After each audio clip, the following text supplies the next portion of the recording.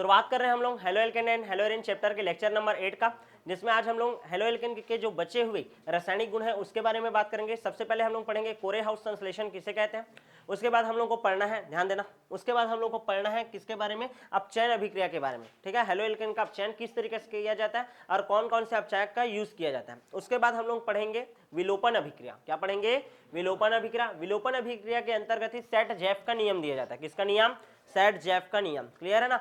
समानता खाएगा हल्का से, तुमको सेम टू सेम किसके जैसे लगेगा? मार्कोनिकॉफ के नियम से। किससे?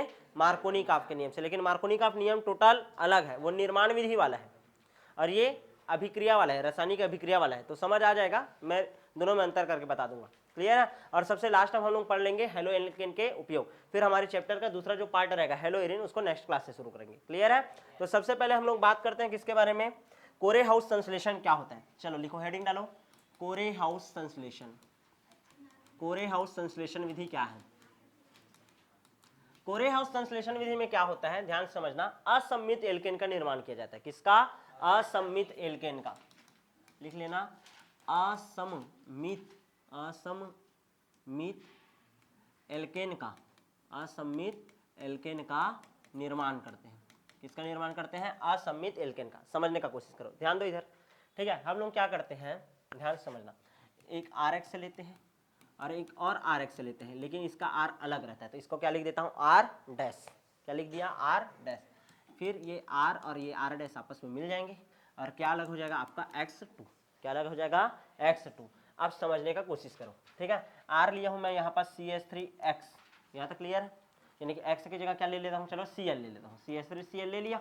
यहाँ पास क्या ले लेता हूँ? R के रूप में C2H5। क्या ले लिया? C2H5। और ये क्या हो गया आपका? X की जगह में फिर से Cl। क्या हो गया? Cl। तो कैसा कंपाउंड बनेगा? ये Cl और ये Cl अलग हो जाएगा, तो क्या निकल जाएगा? Cl2।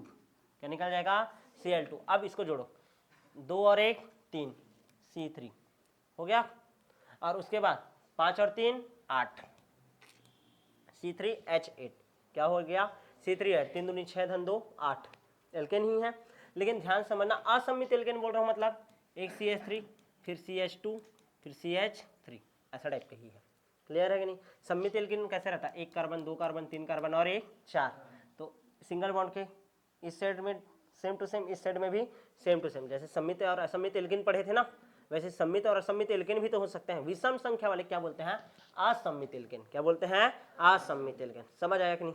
तो असम्मित एल्केन निर्माण के लिए इसका फॉर्मेशन होता है। क्लियर है? CH3 CH2 CH3, देखो 1 2 3 कार्बन, 3 3 6 2 8, देख लो भाई, 3 और ये 5, 3 8 और ये 2 और ये 3। क्लियर? छापो। इसी को बोलते हैं हम लोग क्या? कोरे हाउस संश्लेषण विधि। क्या बोलते हैं? कोरे हाउस संश्लेषण विधि। यहाँ तक क्लियर है कि नहीं? आगे बढ़ जाएं क्या?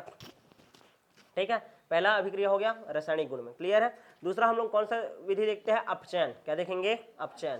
क्लियर है कि नहीं? अपचयन के लिए हम लोग किसका उपयोग करते हैं? अपचायक का। किसका उपयोग करते हैं? अपचायक का।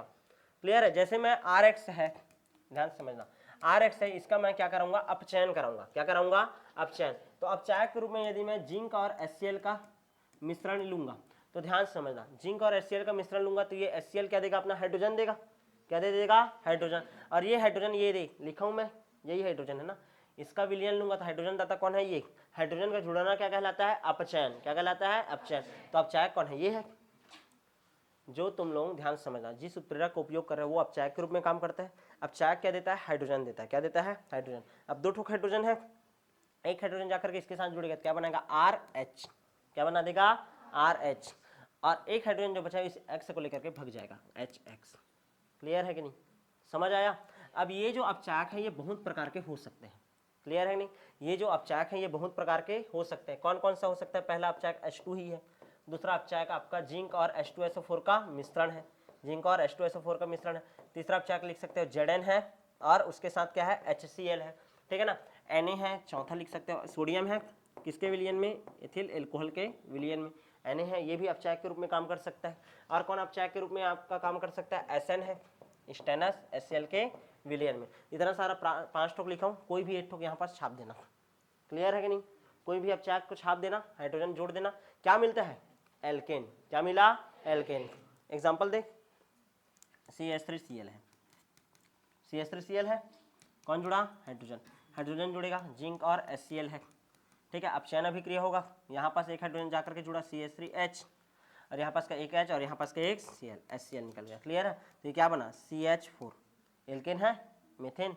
यानी कि जब कभी भी एल्किल हैलाइड का क्या किया जाता है, अपचयन किया जाता है। क्या किया जाता है, अपचयन किया जाता है। ठीक है ना, तो हमको क्या प्राप्त होता है, एल्केन प्राप्त होता है। क्या प्राप्त होता है, एल्केन। समझ आया कि नहीं? क्लियर है, समझ आ गया? आगे बढ़ जाऊं क्या मैं? नेक्स्ट पढ़े।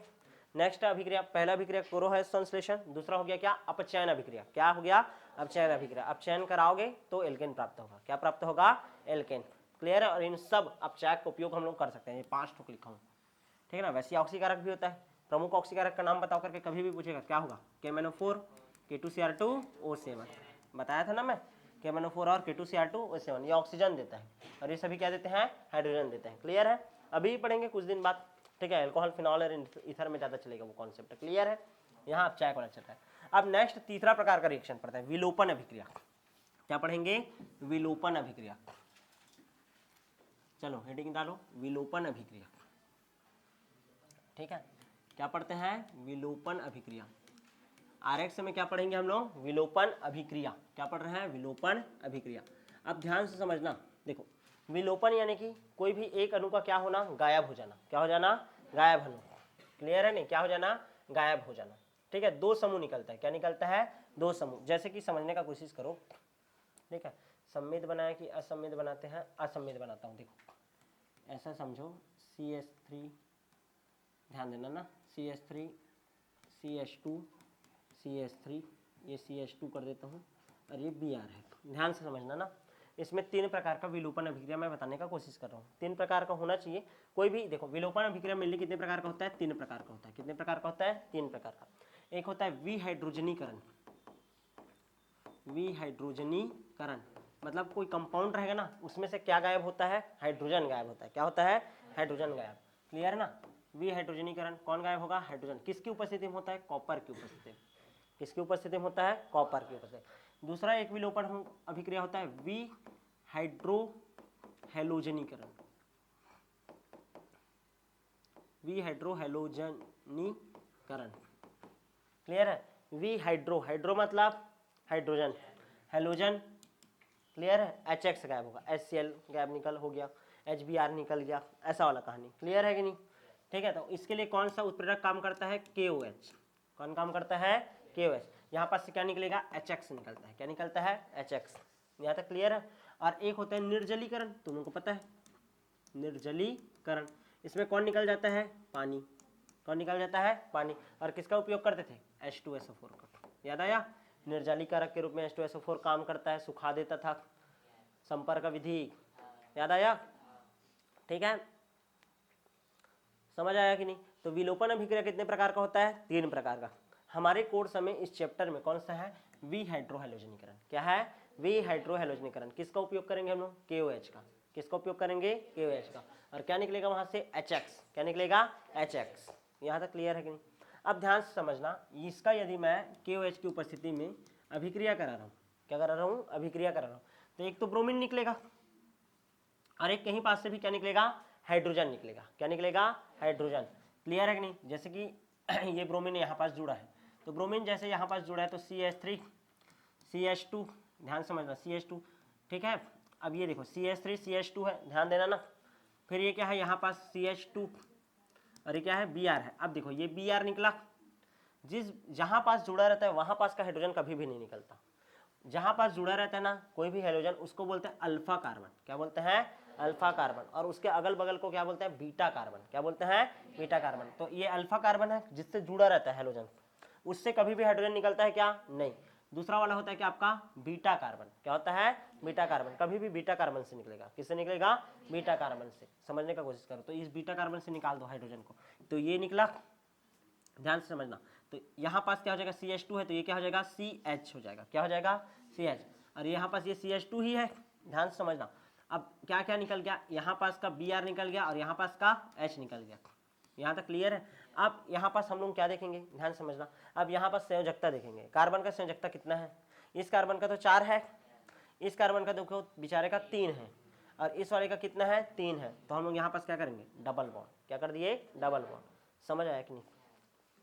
यहाँ तक क्लियर है, समझ आया? ठीक है, ध्यान से समझो। विलोपन अभिक्रिया पढ़ रहे हैं, विलोपन अभिक्रिया में भी कौन सा वाला पढ़ रहे हैं? विहाइड्रोहैलोजनीकरण।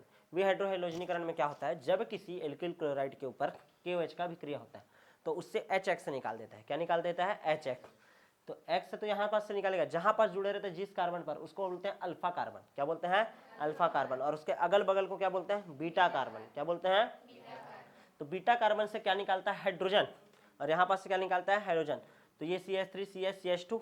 अब उसके बाद संयोजकता पूरा करने के लिए क्या बनाना पड़ता है? Double bond. क्या बनाना पड़ता है? Double bond. यहाँ तक क्लियर है कि नहीं?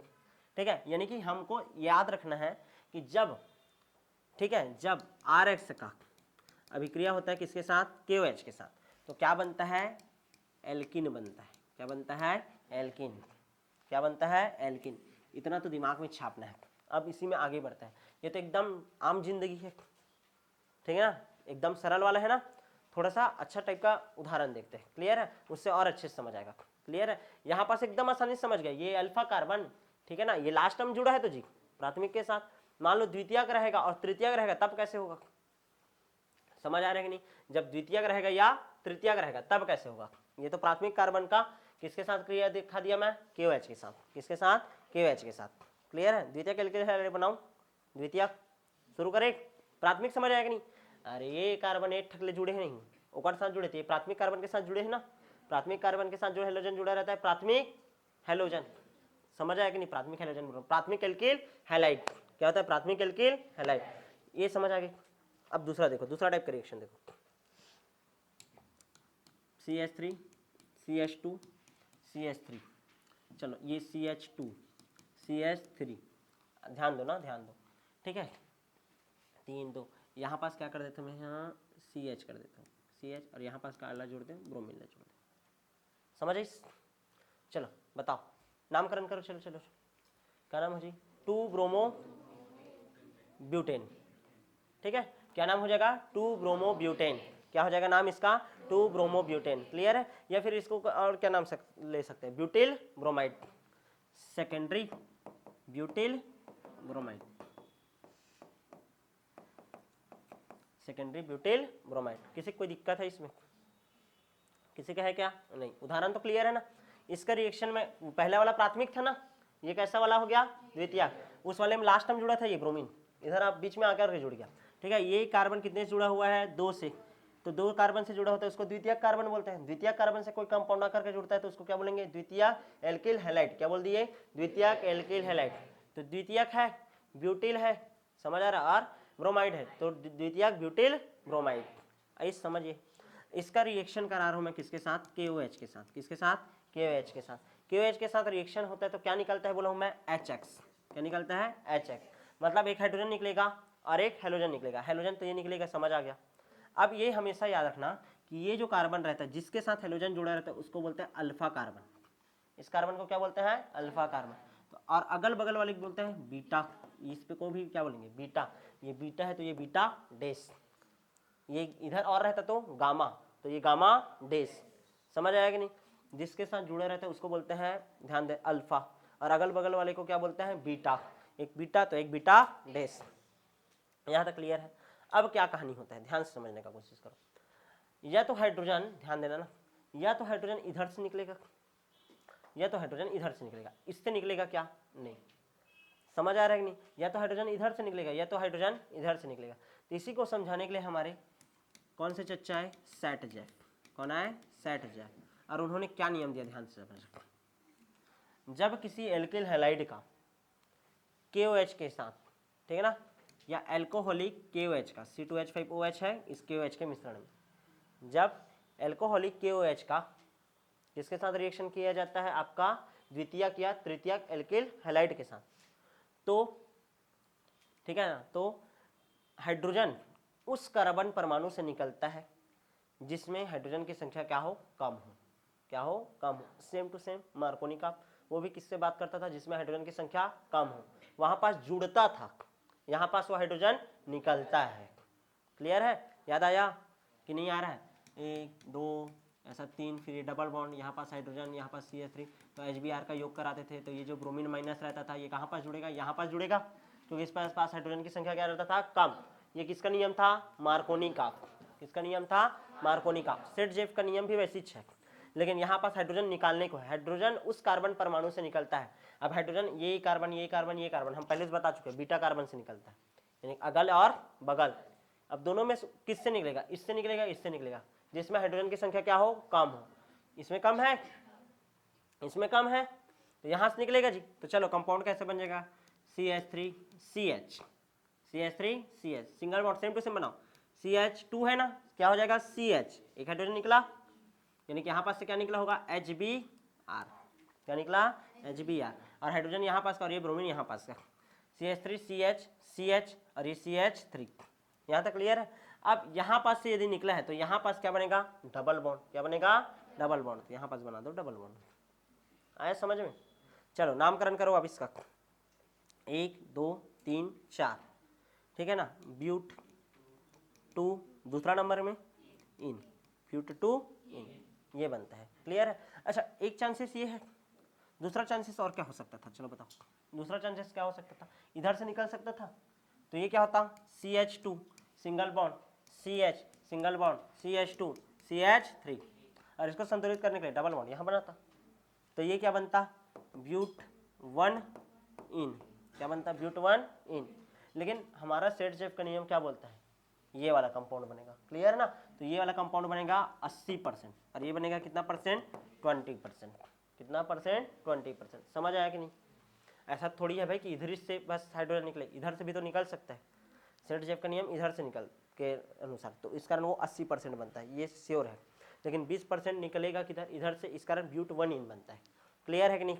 अब ये जो नियम मैं बोला हूँ, इसको एक दूसरे तरीके से भी बताया जाता है। पहला तरीका समझ आया कि नहीं? जब किसी एल्किल हैलाइड का एल्कोहलिक KOH के साथ रिएक्शन किया जाता है तो उसका विहाइड्रो हैलोजनीकरण हो जाता है, तथा हाइड्रोजन उस कार्बन परमाणु से या हाइड्रोजन उस बीटा कार्बन से निकलता है जिसमें हाइड्रोजन परमाणु की संख्या क्या हो? कम हो। क्या हो? कम हो। तो ये Br निकलेगा, इधर का हाइड्रोजन एक ठोक निकाल दूंगा। जैसे ही यहाँ पास का हाइड्रोजन निकालूंगा, संतुलित करने के लिए क्या लगा दूंगा? Double bond. क्या लगा दिया? Double bond. लेकिन एक संभावना ये भी तो था कि इधर से भी निकाल सकता था, बीटा कार्बन है तो इस कारण डबल बॉन्ड वाला कंपाउंड ये भी बन सकता है। तो ब्यूट 2 इन बना और ब्यूट 1 इन बना। क्या बना? 1 इन। किसी कोई दिक्कत? सबको आया समझ? पक्का? आगे बढ़ जाऊं मैं? आगे है ना? अब देखो दूसरा परिभाषा कैसे देता है। दूसरा परिभाषा, जब एल्कोहलिक KOH की क्रिया एल्किल हैलाइड के साथ किया जाता है तो वह एल्किन ज्यादा बनता है। असम्मित एल्किन का वह एल्किन ज्यादा बनता है जिधर कार्बन परमाणु की संख्या ज्यादा हो। जिधर कार्बन परमाणु की संख्या क्या हो? ज्यादा हो। जिधर एल्किल समूह क्या हो? ज्यादा हो। एल्किल समूह किधर जाता है? इधर की इधर। इधर इधर कितने एल्किल समूह है? 2, और इधर कितना है? 1। यदि 2 एल्किल समूह जिधर है तो वह वाला कंपाउंड ज्यादा बनेगा। तो 2 एल्किल समूह इधर है तो इधर डबल बॉन्ड है, ये देखो डबल बॉन्ड इधर है, तो ये वाला कंपाउंड क्या बनेगा? ज्यादा। और उधर एल्किल समूह कितना है? कम है, तो डबल बॉन्ड का शिफ्टिंग वाला कंपाउंड क्या बनेगा? कम। कितना परसेंट बना? केवल 20%, 20% बना। कितना बना? 20%। किसी को कोई दिक्कत? तो सेट-जेफ का नियम दो तरीके से लिख सकते हो। जब एल्कोहलिक KOH का एल्किल हैलाइड के साथ रिएक्शन होता है, ठीक है, तो हाइड्रोजन उस बीटा कार्बन से निकलता है जिसमें हाइड्रोजन परमाणु की संख्या कम हो। एक तरीके से ऐसे लिख सकते हो। दूसरा तरीका जो तुमको बुक में दिया रहेगा तो उसमें कैसे लिखा रहेगा, ध्यान से समझना, कि जब विहाइड्रो हैलोजनीकरण क्रिया होता है या एल्कोहलिक KOH के साथ क्रिया होता है तो हाइड्रोजन उस साइड से निकलता है जिधर एल्किल ग्रुप ज्यादा हो। हाइड्रोजन इधर एल्किल ग्रुप ज्यादा है तो हाइड्रोजन किधर से निकलेगा? इधर से। इस कारण डबल बॉन्ड वाला कंपाउंड इधर वाला, इधर जो डबल बॉन्ड शिफ्ट है वो वाला कंपाउंड क्या मिलेगा? ज्यादा। क्लियर है? आया कि नहीं सबको समझ? पक्का ना? आगे बढ़ जाए तो ये हो गया आपका कौन सा अभिक्रिया? विलोपन अभिक्रिया। क्या हो गया? विलोपन अभिक्रिया। देख लो भाई, एक देखो, ठीक है, क्या बोल रहा है देखो। जब किसी द्वितीयक या तृतीयक एल्किल हैलाइड, बताया द्वितीयक या तृतीयक के लिए लगता है, प्राथमिक के लिए तो आराम से निकाल लेंगे थे। क्लियर है ना? तो जब किसी द्वितीयक या तृतीयक एल्किल हैलाइड की क्रिया अल्कोहल युक्त KOH, नहीं बोला, C2H5OH युक्त KOH के साथ क्रिया जाता है तो हाइड्रोजन HX विहाइड्रो हैलोजनीकरण, ठीक है, HX का विलोपन उस कार्बन से होता है, ठीक है ना, ध्यान देना, उस कार्बन से होगा, अल्फा कार्बन को छोड़ करके ना, जिसको हम लोग क्या बोलते हैं? Beta carbon. क्या बोलते हैं? बीटा कार्बन, जिसमें हाइड्रोजन की संख्या क्या हो? कम हो। जिसमें हाइड्रोजन परमाणु की संख्या क्या हो? कम हो। समझ आया? यहाँ तक क्लियर है? और दूसरा क्या बोला? इस नियम के अनुसार एल्किल हैलाइड के विलोपन अभिक्रिया में दो प्रकार का एल्किन बनता है। विलोपन अभिक्रिया इसका दिखाऊंगा। यहाँ पास से क्लोरीन निकालूंगा और क्या निकालना है मेरे को, हाइड्रोजन। तो हाइड्रोजन या तो इधर से निकलेगा या तो इधर से। तो जिधर हाइड्रोजन की संख्या क्या हो, कम हो, हाइड्रोजन की संख्या इधर कम है, तो ये वाला एल्किन क्या बनेगा, ज्यादा, और ये वाला एल्किन क्या बनेगा, कम। दो प्रकार का एल्किन बनता है। वह एल्किन अधिक मात्रा में बनता है जिधर एल्किल समूह की संख्या अधिक हो। इधर अधिक है, 2 ठो एल्किल समूह है, और इधर कितना है, 1। तो ये वाला इधर जो डबल बॉन्ड वाला रहेगा वो क्या बनेगा, ज्यादा। देखो 80% बना है, और ये वाला कितना बना है तुम्हारा, केवल और केवल 20%। डबल बॉन्ड इधर है वाला। क्लियर है? तो दोनों तरीके से मैं तुम लोग को बता दिया। क्लियर है कि नहीं, समझ आया कि नहीं? तो हम लोग अभी अभी क्या पढ़ लिए, कोरेहाउस का संश्लेषण विधि। दूसरा क्या पढ़े हम लोग, अपचयन विधि। तीसरा क्या पढ़ लिए, विलोपन अभिक्रिया। कितने प्रकार का होता है, 3। हमारे कोर्स में क्या है, विहाइड्रोहैलोजनीकरण। कौन से नियम से होता है, सैडजेव के नियम से। किसके नियम से? कितने प्रकार का एल्किन बन सकता है, 2 प्रकार का। जिसमें एल्किल समूह ज्यादा हो वो वाला ज्यादा। क्लियर है? हाइड्रोजन किस कार्बन परमाणु से निकलेगा, बीटा से। किससे निकलेगा, बीटा। और उस बीटा से निकलेगा जिसमें हाइड्रोजन की संख्या क्या हो, कम। क्लियर है? आगे की नहीं समझ? ठीक है, अब हम लोग देख लेते हैं उपयोग। वैसे इसको तुम लोगों को खुद पढ़ना रहता है। उपयोग देख लो क्या हो सकता है। प्रयोगशाला में होता है पहला उपयोग, प्रयोगशाला में अभिकर्मक के रूप में। प्रयोगशाला में अभिकर्मक के रूप में किसका उपयोग पढ़ रहे हैं भैया, हेलो एल्केन का। हेलो एल्केन खत्म हो गया ना, ठीक है। सबसे पहले उसका क्या देखे थे, नामकरण देखे थे, याद आया, नामकरण देखे थे। उसके बाद उसका निर्माण विधि देखे थे, भौतिक गुण देखे थे, फिर क्या चल रहा था, रासायनिक गुण। अब क्या पढ़ रहे हैं, उसका उपयोग। क्या पढ़ रहे हैं, उपयोग। ठीक है, तो सबसे पहला उपयोग क्या है, प्रयोगशाला में अभिकर्मक के रूप में। दूसरा, निश्चेतक बनाने में, बेहोश करने वाला कारक, निश्चेतक बनाने में, शीतली कारक बनाने में। शीतली कारक मतलब समझ रहे हो, ठंडा पदार्थ, ठीक है ना, शीतली कारक पदार्थ बनाने में। और विलायक के रूप में भी उपयोग होता है। किस रूप में, विलायक। कार्बन टेट्राक्लोराइड बनाने में, CCl4 निर्माण में भी इसका उपयोग होता है। किसका, हेलो एल्केन का। और क्या उपयोग लिख सकते हैं, कृत्रिम कपूर बनाने में, बनाए थे कुछ देर पहले, कृत्रिम कपूर बनाने में। और किसमें उपयोग लिख सकते हो, एल्केन बनाने में। क्या बनाने में, एल्केन बनाने में। और क्या बनाने में, एमीन बनाने में। हाफमैन विधि याद आया, एमीन बनाने में। तो इतना सारा उपयोग लिख सकते हो। इसके अलावा बहुत सारा उपयोग आपको बुक में मिल जाएगा, नोट्स में मिल जाएगा। अब जो नेक्स्ट क्लास होगा उसमें हम लोग बात करेंगे किसके बारे में, हेलो एरिन के बारे में। तो मिलेंगे आप नेक्स्ट क्लास में।